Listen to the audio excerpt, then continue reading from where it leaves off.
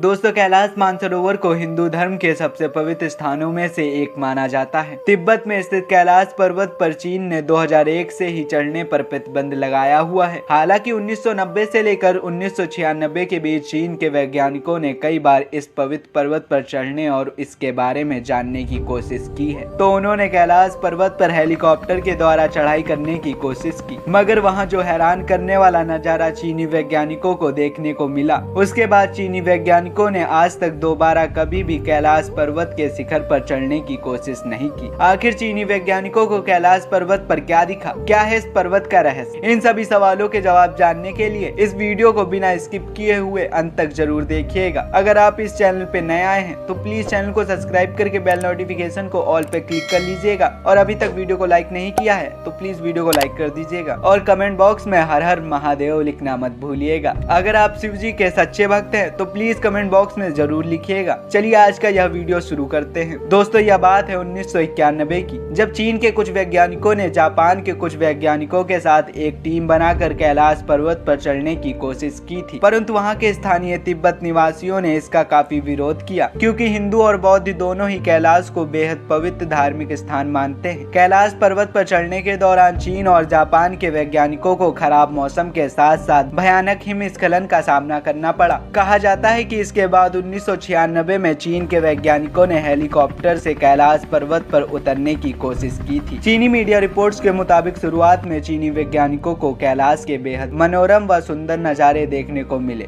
मगर जैसे जैसे ऊंचाई की ओर बढ़ने लगे उनका सामना ऐसे ऐसे खतरों से हुआ कि उनकी रूह भी कांप उठी। कहते हैं कि कुछ ऊंचाई पर हेलीकॉप्टर के पहुंचते ही कैलाश पर्वत पर मौसम में बदलाव होने लगा और भयानक बर्फबारी के बीच हिमस्खलन होते हुए दिखाई देने लगे। वैज्ञानिकों के मुताबिक हिमस्खलन इतने भयानक थे कि उनके कारण बर्फ के बड़े बड़े पर्वत टूटकर गिरने लगे और बर्फ के टुकड़ों के रास्ते में आने वाली हर वह चीज तबाह होती जा रही थी, जिसे देखकर चीनी वैज्ञानिक सहम गए और बादलों के बीच भयानक बर्फबारी लगातार हो रही थी, जिसे हेलीकॉप्टर को कंट्रोल करने में काफी दिक्कतों का सामना करना पड़ रहा था। ऊंचाई बढ़ने के साथ ही वातावरण में ऑक्सीजन लेवल कम हो रहा था, जिसके कारण हेलीकॉप्टर के इंजन पूरी क्षमता के साथ काम नहीं कर पा रहे थे। चीनी वैज्ञानिकों के मुताबिक कैलाश पर्वत पर सारी दिशाएं आकर मिलती हैं, जिसके कारण उन्हें कैलाश पर्वत पर दिशा का अनुमान नहीं हो पा रहा था और हेलीकॉप्टर में लगे दिशा सूचक यंत्र काम नहीं कर रहे थे और हेलीकॉप्टर में अलार्म बहुत तेजी से बज रहा था। लेकिन चीनी वैज्ञानिकों ने हार नहीं मानी, वह कैलाश पर्वत की ओर बढ़ने लगे। जैसे जैसे वह कैलाश पर्वत की ओर बढ़ रहे थे वैसे वैसे हेलीकॉप्टर का अलार्म तेज हो रहा था और दिशा सूचक यंत्र अपना काम करना बंद कर रहा था और आगे से बहुत तेज हवा आ रही थी, जिसके कारण कैलाश पर्वत की ओर बढ़ना मुश्किल हो रहा था। बहुत से तूफान हेलीकॉप्टर के सामने आ गए, जिससे हेलीकॉप्टर आगे नहीं बढ़ पा रहा था। फिर चीनी वैज्ञानिकों को सामने चमकती हुई चीज दिखाई पड़ी, परंतु तूफान इतना तेज था कि हेलीकॉप्टर के सामने वह चमकती हुई वस्तु साफ नहीं दिखाई पड़ रही थी, परंतु ऐसा लग रहा था कि सामने कोई ऐसी चीज थी जो चमक रही थी। परंतु उन्हें ऐसा लग रहा था कि कैलाश पर्वत पर वह चमकती हुई चीज और कोई नहीं, साक्षात भगवान शिव थे। फिर उनका दिल बहुत तेजी से धड़कने लगा और मन घबराने लगा। ऐसा लग रहा था कि उनके सामने शिव भगवान प्रकट हो गए हों और उनके मन में वापस लौटने का ख्याल आ रहा था। जैसे जैसे वे आगे बढ़ रहे थे वैसे वैसे हेलीकॉप्टर में अलार्म बहुत तेज हो रहा था और संकेत दे रहा था कि अगर आगे और बढ़े तो हेलीकॉप्टर क्रैश हो जाएगा। अगर चीनी वैज्ञानिक उस चमकती हुई वस्तु के पास जाने की कोशिश करते तो शायद वे अपनी जान से हाथ धो बैठते। फिर चीनी वैज्ञानिकों ने वहां से वापस लौटने का फैसला किया। जब वैज्ञानिक वापस आए तो उन्होंने बताया कि उनके सामने चमकती हुई चीज थी, जिसे देखने के बाद वह डर गए। ऐसा लग रहा था कि वह चमकती हुई वस्तु उनको आगे जाने से रोक रही थी और उनका हेलीकॉप्टर भी क्रैश होने वाला था। फिर कभी भी चीनी वैज्ञानिकों ने कैलाश पर्वत पर चढ़ने का प्रयास नहीं किया और चीनी सरकार ने कैलाश पर्वत पर चढ़ने के लिए प्रतिबंध लगा दिया। दोस्तों, आज के लिए बस इतना ही। उम्मीद करता हूँ आज का यह वीडियो आपको पसंद आया। अगर आपको पसंद आया तो प्लीज वीडियो को लाइक कर दीजिए। अगर चैनल पे नए आए हैं तो प्लीज चैनल को सब्सक्राइब करके बेल नोटिफिकेशन को ऑल पे क्लिक कर दीजिएगा। तब तक के लिए जय हिंद, जय भारत।